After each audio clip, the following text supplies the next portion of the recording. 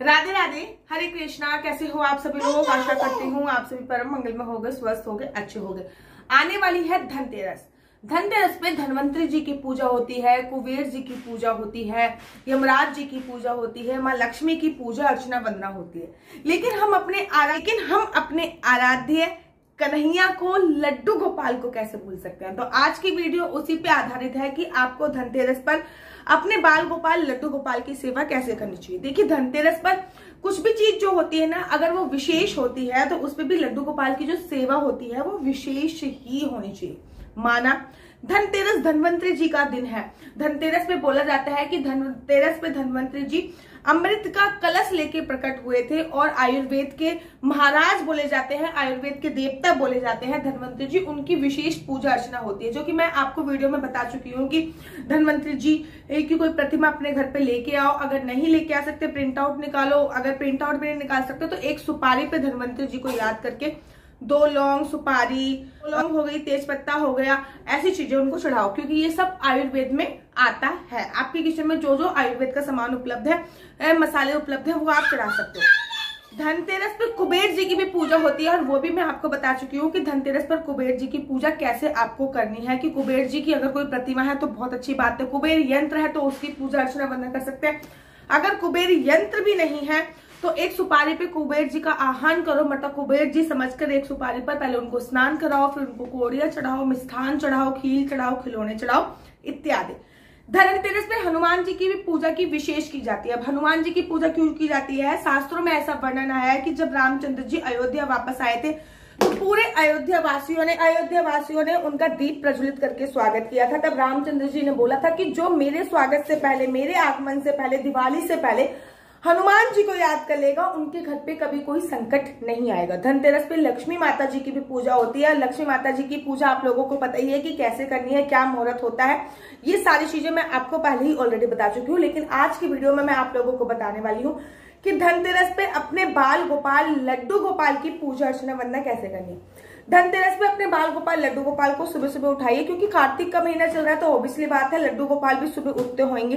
कार्तिक के महीने में कहते हैं कि वैसे तो लाला को 6:30-7 बजे के आसपास उठाना चाहिए, लेकिन कार्तिक के महीने में लड्डू गोपाल को सुबह उठना बहुत पसंद है। लड्डू गोपाल को सुबह उठाइए और उनको पंचामृत से स्नान कराइए, क्योंकि उनको भी स्पेशल फील कराना है ना, तो उनको पंचामृत से आपको स्नान कराना होता है। पंचामृत से स्नान कराने के बाद लड्डू गोपाल को सबसे पहले जो खाने को देना है वो माखन मिश्री देते हैं। वैसे भी माखन मिश्री देते हैं, लेकिन उस दिन माखन मिश्री दीजिए। और माखन मिश्री के साथ साथ आपको उनको खील और खिलौने भी देने होते हैं, जो हमारे दिवाली का मेन इंग्रेडिएंट्स जो माना जाता है। खील खिलौने बहुत ज्यादा कंपल्सरी होते हैं, बहुत ज्यादा इंपॉर्टेंट होते हैं। तो लड्डू गोपाल को खीर खिलौने भी इस दिन आप ऑफर कीजिए।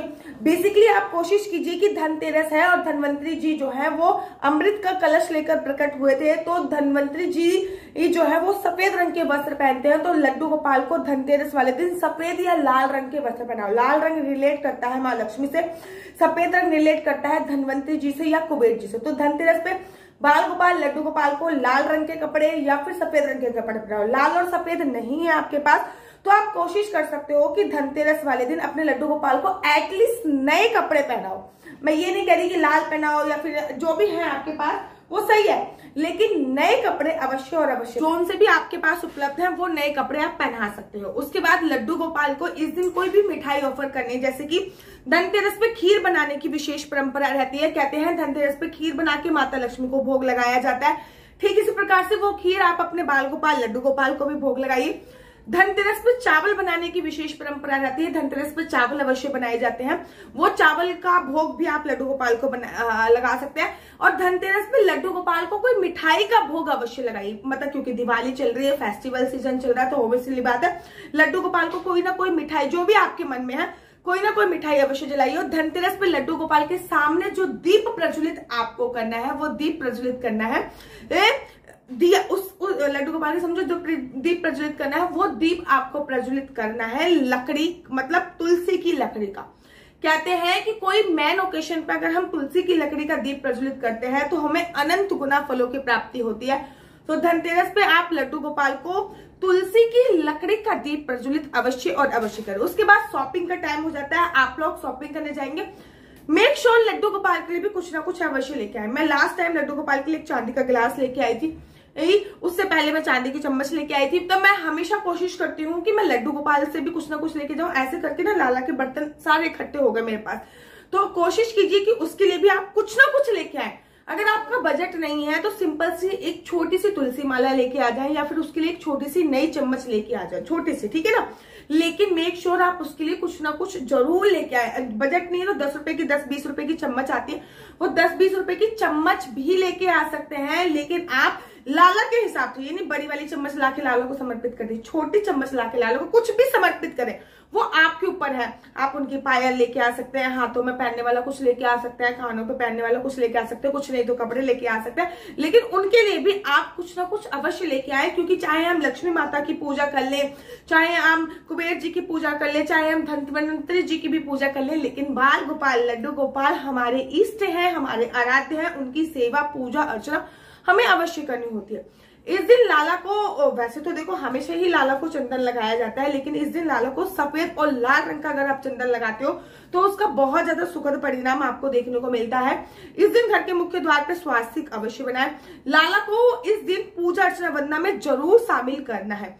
लाला को जब रात को आप दूध दे रहे हो तो लाला के लिए इत्र इस दिन जरूर लेके आए। कहते हैं इस दिन इत्र लाना बहुत शुभ होता है। आप माता लक्ष्मी के लिए भी इत्र लेके आओगे तो लाला के लिए भी इस दिन इत्र लेके आओ, और नए इत्र से लाला की आप विशेष सेवा अर्चना वंदना करो। तो इस दिन लाला की विशेष पूजा करनी है। विशेष पूजा में आपको तुलसी की लकड़ी का दिया अवश्य जलाना है, घी का दिया प्रज्वलित करना है तुलसी की लकड़ी का। साथ ही के साथ लाला को नए वस्त्र पहनाने हैं, लाला के लिए कुछ ना कुछ नया आपको लेके आना है, लाला को मिठाई का भोग लगाना है, लाला के सिर के शीश के ऊपर एक तुलसी दल आपको अवश्य और अवश्य डालना है। आशा करती हूँ आपको मेरी वीडियो अच्छी लगती होगी। अगर आपको मेरी वीडियो अच्छी लगती है तो आप अपना यूट्यूब चैनल हरि बोल को लाइक शेयर सब्सक्राइब करना बिल्कुल भी मत भूलिए। तब तक के लिए मुझे दीजिए इजाजत। राधे राधे, हरे कृष्णा।